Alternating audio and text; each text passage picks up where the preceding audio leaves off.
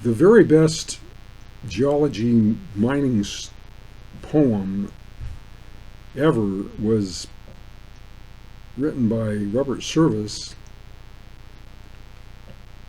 and it had to do with two miners that were going along the Dawson Trail that connected Skagway to the gold fields of the Yukon in Dawson City. It was quite a gold rush at the time, and this was regulated by the Canadian government, but people would climb over this mountain and build rafts and take them on down the river to the gold fields. So here's the story. There are strange things done in the midnight sun by the men who moil for gold. The Arctic trails have their secret tales that would make your blood run cold. The northern lights have seen odd sights, but the oddest I ever did see was that night on the marge of Lake Labarge when I cremated Sam McGee.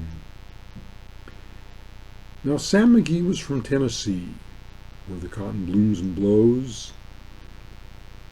Why he left his home in the south to roam round the pole, God only knows. He was always cold, but the land of gold seemed to hold him like a spell. Though he'd often say in his homely way, he'd rather live in hell. On a Christmas day, we were mushing our way along the Dawson Trail. Talk of the cold through the parka's fold. It stabbed like a driven nail. If our eyes we'd close, well, the lashes froze, sometimes till we couldn't see. It wasn't much fun, but the only one to whimper with Sam McGee. And that very night, as we lay packed tight in our robes beneath the snow, and the dogs were fed and the stars o'erhead were dancing heel to toe, he turns to me and, "Cap," says he, "I'll cash in this trip, I guess. But if I do, well, I'm asking you, don't refuse my last request."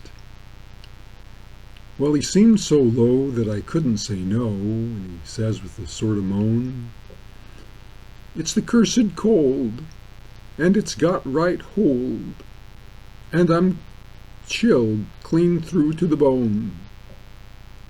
Yet 'tain't being dead's my awful dread, it's the icy grave that pains. So I'll ask you to swear, whether foul or fair, to cremate my last remains."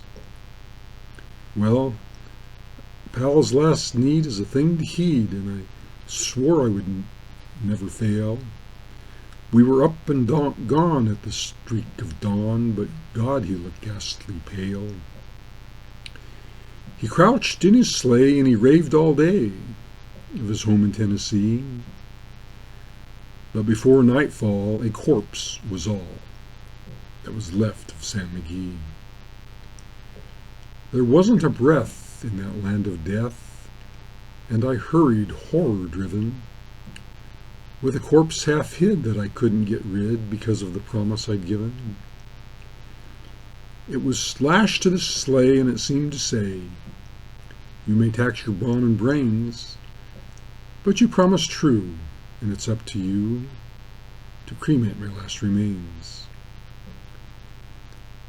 Now, a promise made is a debt unpaid, and the trail has its own stern code.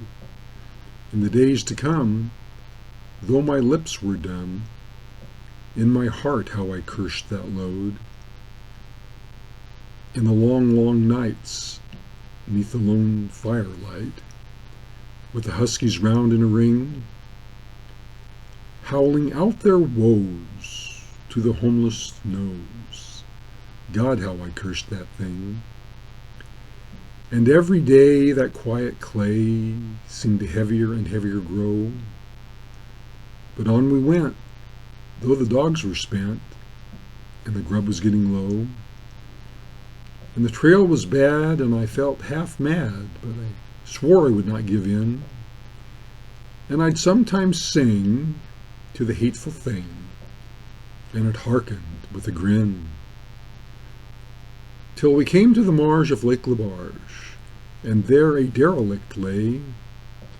It was jammed in the ice, but I saw in a trice. It was called the Alice May. Then I looked at it, and I thought a bit, and I looked at my frozen chum. Then here, said I, with a sudden cry, is my crematorium. Some planks I tore from the cabin floor, and I lit the boiler fire. Some coal I found that was lying around, and I heaped the fuel higher. Well, the flame just soared, and the furnace roared, in a sight you'll seldom see. And I burrowed a hole in the glowing coal, and I stuffed in Sam McGee. Then I took a hike, 'cause I didn't like to hear him sizzle so, and the heavens scowled, and the huskies howled, and the winds began to blow. It was icy cold, but the hot sweat rolled down my cheeks, and I don't know why. And the greasy smoke in an inky cloak went streaking down the sky. I do not know how long in the snow I was gripped by grisly fear, but the stars came out and danced about ere again I ventured near. I was filled with dread, but I bravely said, I'll just take a peek inside. I guess he's cooked, and it's time I looked. Then the door I opened wide, and there sat Sam, looking cool and calm, in the heart of the furnace roar. He was wearing a smile you could see for a mile, and he said, please close that door. It's fine in here, but I greatly fear you'll let in the cold and storm. Since I left Plum Tree down in Tennessee, it's the first time I've been warm. Ah, there's strange things done in the midnight sun by the men who moil for gold. The Arctic trails have their secret tales that would make your blood run cold. The northern lights have seen odd sights, but the oddest I ever did see was the night on the marge of Lake Labarge when I cremated Sam McGee.